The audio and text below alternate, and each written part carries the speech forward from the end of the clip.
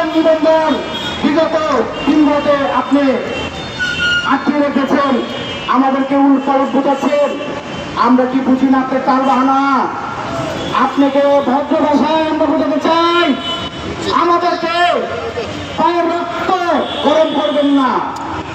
আমরা কোন দিক থেকে অযোগ্য? নাসিরউদ্দিন পাটোয়ারির মতো একটা ব্যক্তি সে যদি আজকে নির্বাচনে আসতে পারে, হাসনাত আব্দুল্লাহ যদি নির্বাচনে আসতে পারে, যদি সে নির্বাচনে আসতে পারে, আমরা গণতন্ত্রের চর্চা করতে চাই, আমরা কেন পারবো না? এটার জবাব চাই। তো যাই হোক, আমার শ্রদ্ধেয় নেতা বন্ধুরা এখানে আছে, আমরা অনেক শান্তশিষ্টভাবে রাজনীতি করতে চাই, ব্যবসায়িক বান্ধব।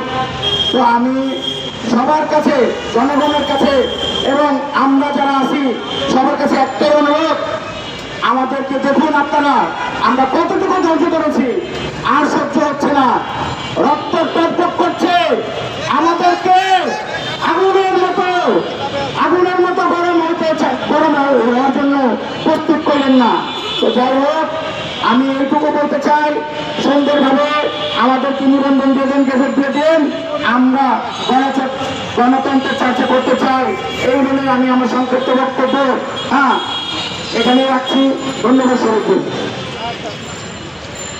সংগ্রামী সাথী বন্ধুগণ, এই মুহূর্তে বক্তব্য রাখবেন বাংলাদেশ আন্দোলন পার্টি ঢাকা মহানগর দক্ষিণের কার্যনির্বাহী সদস্য জনাবা আমিনা বেগম নীলু আপা। জনাবা আমিনা বেগম নীলু আপা।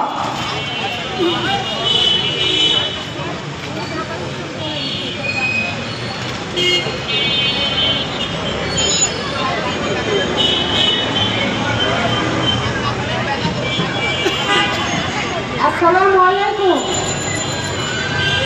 আমি একটা কথা বলতে চাই, ইসি সাহেবকে আমি আমার পক্ষ থেকে এবং বাংলাদেশ আন্দোলন পার্টির পক্ষ থেকে একটাই কথা বলতে চাই, আমরা কিন্তু পরীক্ষিত সৈনিক, এবং আমাদের ধৈর্যের পরীক্ষা আপনারা নিয়েন না, পারবেন না আমাদের সাথে। আমি